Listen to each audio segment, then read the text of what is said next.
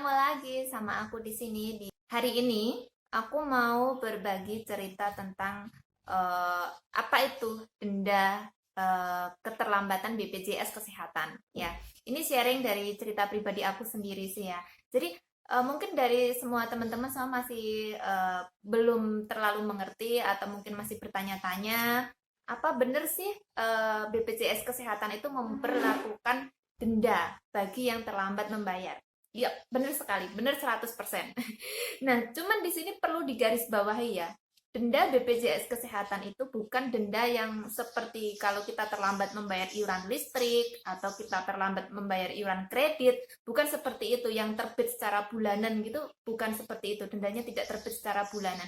Tapi denda itu akan muncul saat eh, pemilik BPJS Kesehatan atau si pasien ini menjalani rawat inap seperti itu. Jadi berapa sih jumlah dendanya dan bagaimana menghitungnya?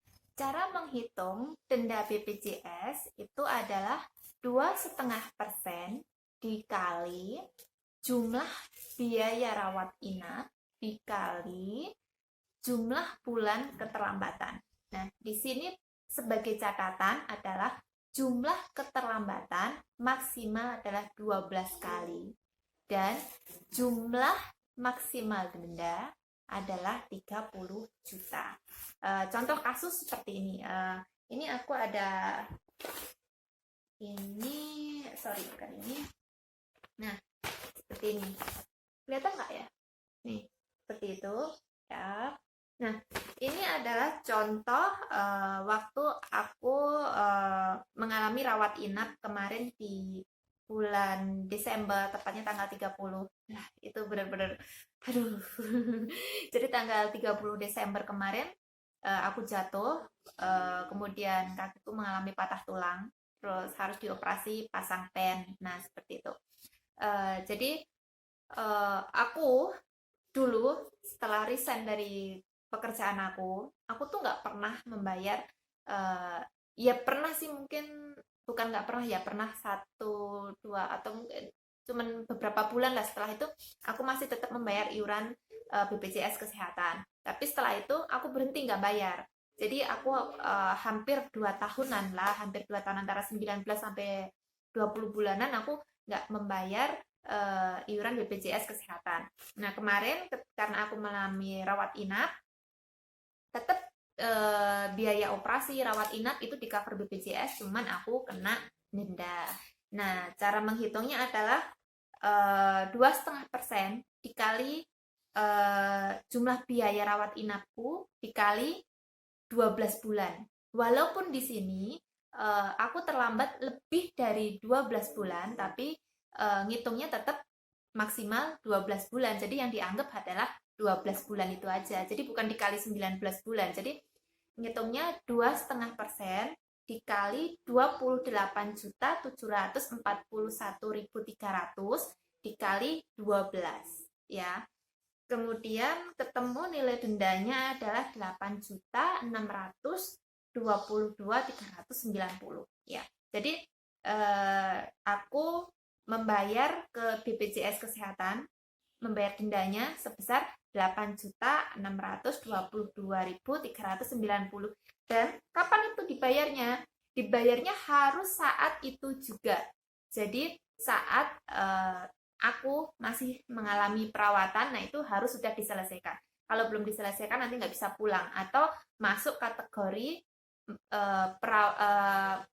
pasien umum. Jadi tidak bisa di cover BPJS, harus bayar secara umum gitu. Jadi kalau bayar secara umum kan mahal sekali ya, masih membayar 28.741.300.